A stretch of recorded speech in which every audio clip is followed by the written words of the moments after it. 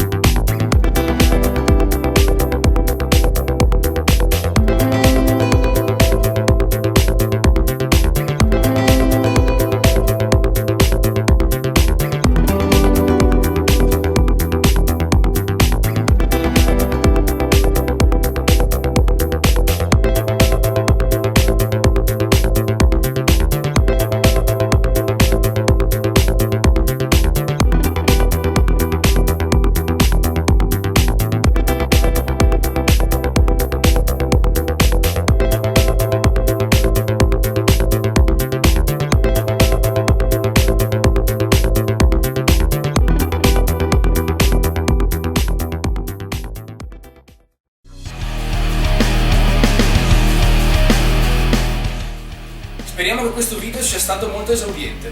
Non vi resta che cimentarvi nella revisione del vostro Gearbox. Alla prossima puntata!